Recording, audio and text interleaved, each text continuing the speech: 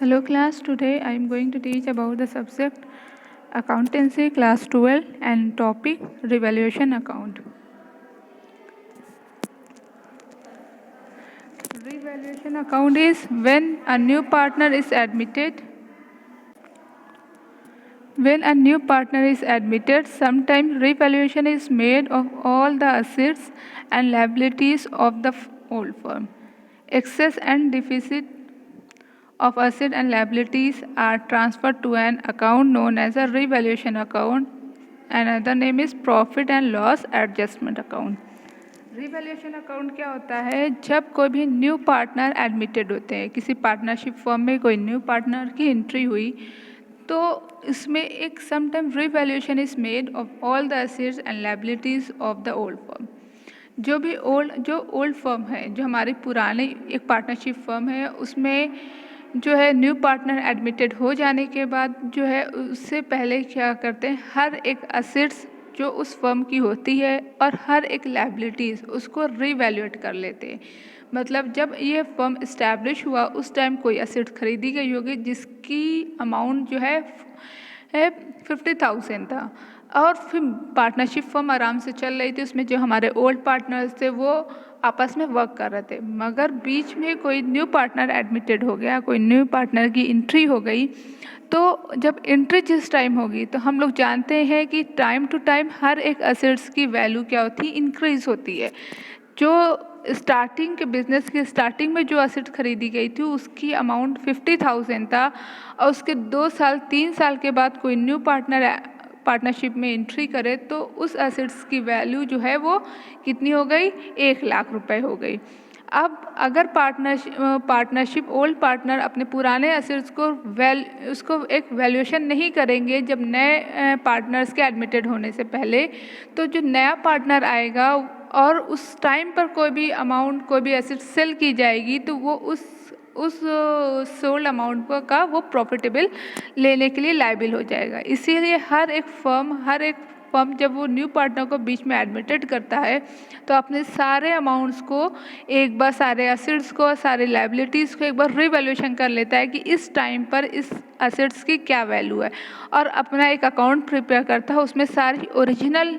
जो है उस एसेट की मार्केट वैल्यू क्या है उसको एस्टिमेट करते हुए वो चीज़ रिकॉर्ड कर लेता है. सिमिलरली जब कोई भी लायबिलिटीज़ जो है ओल्ड पार्टनर्स की क्या होती है कि लायबिलिटीज़ उसके पास कुछ है, तो उस टाइम से फिर टाइम टू टाइम उस चीज़ को देखता है कि जब नया पार्टनर एडमिटेड हो रहा है तो उसकी लायबिलिटीज़ इंक्रीज़ हुई या डिक्रीज़ हुई. तो उस सिचुएशन में अगर इंक्रीज़ हो गई है तो भी वो रिकॉर्ड करेगा अपने अकाउंट्स में कि इसकी वैल्यू इतनी हो गई. अब इसके बाद रिकॉर्ड इस पर्पज़ से किया जाता है कि जब नए पार्टनर एंट्री कर गए तो वो जो जितने भी एसेट्स और लायबिलिटीज़ जो भी अकाउंट में मेंशन होगा तो उसी के बेसिस पर ही प्रॉफिट हो रहा है या लॉस हो रहा है तो न्यू पार्टनर भी लायबिल हो जाएगा उस प्रॉफिट को लेने के लिए भी, उस लॉस को भी बियर करने के लिए. तो इसीलिए सारे जितने भी एक्सेस और डिफिसिट ऑफ द असेट, अगर असेट्स और लायबिलिटीज़ की वैल्यू बढ़ रही है या कम हो रही है, वो ट्रांसफ़र कर दिया जाएगा टू एन अकाउंट्स, उस अकाउंट में जिसको कहा गया है रिवैल्यूएशन अकाउंट या profit and loss adjustment account. अब यहाँ पे कई तरह की कंडीशन दिया गया है कि रिवैल्यूएशन ऑफ अकाउंट्स एसेट्स का क्या होगा. If the value of any asset is reduce, कोई भी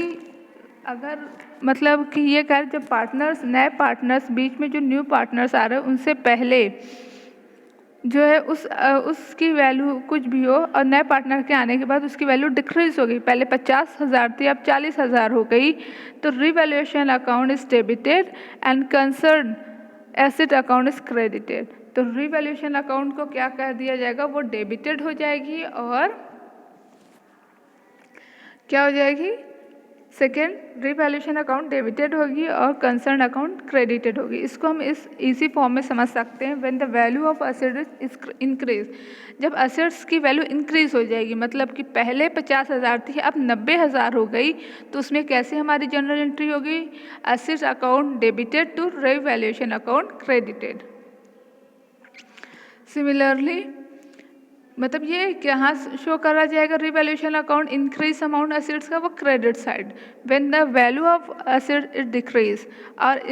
क्या है कि जब एसेट्स की वैल्यू डिक्रीज हो जाएगी, पहले 50 थी अब 40 हो जाएगी, तो उसमें जनरल एंट्री क्या होगी, revaluation account credited to assets account, जो भी एसेट का नाम होगा उस नाम को लिख करके वो रिवैल्यूएशन अकाउंट डेबिटेड होगी और एसेट्स अकाउंट जो होगा वो क्रेडिटेड होगा। When the value of liability is increase, similarly the value of liability increase हो गई,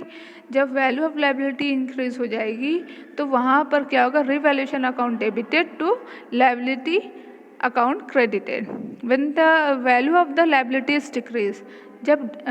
डिक्रीज हो जाएगी तो उसका अपोजिट कर देंगे कि लायबिलिटी अकाउंट जो होगा वो डेबिट हो जाएगा to revaluation account credited. When the revaluation account show profit, अब जब ओवरऑल हम लोग करेंगे रिवैल्यूएशन अकाउंट बनाया जाएगा, जैसे ये रिवैल्यूएशन अकाउंट है, एक वन साइड जो है राइट हैंड साइड क्या होगा, वो क्रेडिट है, लेफ्ट हैंड साइड डेबिट है। अगर यहाँ पर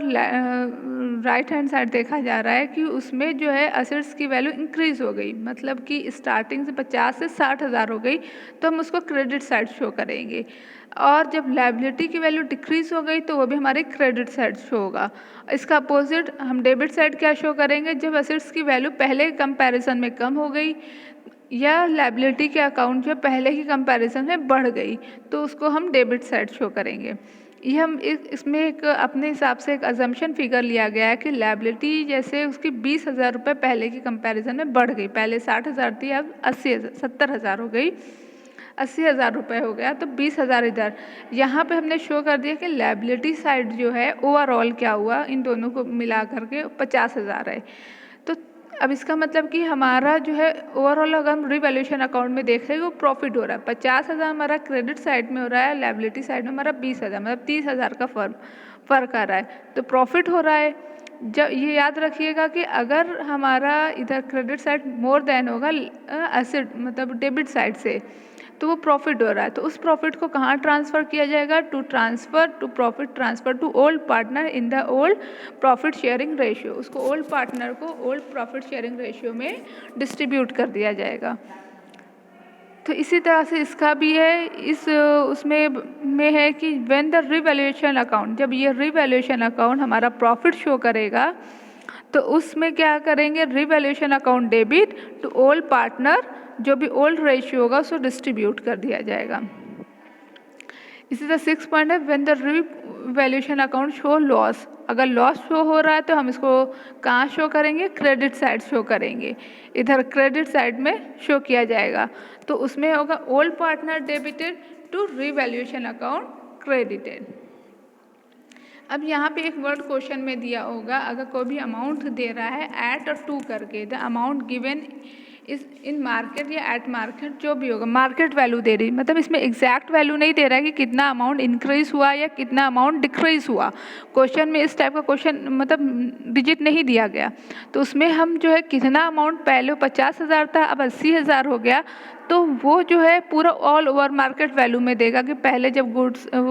ये गुड्स को एंट्री की गई थी तो वो 50,000 थी और इस टाइम उसकी मार्केट वैल्यू 80,000 है। तो उसके साथ ऐट या टू वर्ड इस तरह से लिखा होगा, तो उन दोनों को डिफरेंस निकाल कर, difference between the amount given balance sheet and the market value of that goods, उन दोनों का डिफरेंस निकाल करके उसको हम लोग मेंशन कर देंगे कि हाँ ये इंक्रीज हो गया तो इसको हमको क्रेडिट साइड शो करना है। सिमिलरली अगर बाई वर्ड्स लिखा हुआ amount given in profit and loss में अगर प्रॉफिट एंड लॉस उसमें दिया हुआ है कि अमाउंट इंक्रीज बाय 5,000, तो इसका मतलब वो डायरेक्ट दे दिया है कि 5,000 रुपये उसका इंक्रीज हो गया है। यहाँ पे हमको कोई भी माइनस नहीं करना होगा पुराने और नए मार्केट वैल्यू से, वो डायरेक्ट अमाउंट दी थी 50,000 रुपये, 5,000 रुपये बढ़ गया, 8,000 रुपये बढ़ गया पहले की कंपैरिजन में, तो इस तरह से हम डायरेक्ट वहाँ पे एंट्री कर लेंगे। तो I hope you can understand the theoretical part of the revaluation account. अब नेक्स्ट वीडियो में हम लोग इसके प्रैक्टिकल क्वेश्चन करेंगे और जो बहुत अच्छे से आप लोगों को समझ में आ जाएगा कि रिवैल्यूएशन अकाउंट्स का क्या कॉन्सेप्ट जो हमने पढ़ाया है वो उसको हम लोग प्रैक्टिकली करके उस सारे चीज़ों को क्लियर कर लेंगे। If you have any doubt in any part of the topic you can ask me question. Thank you.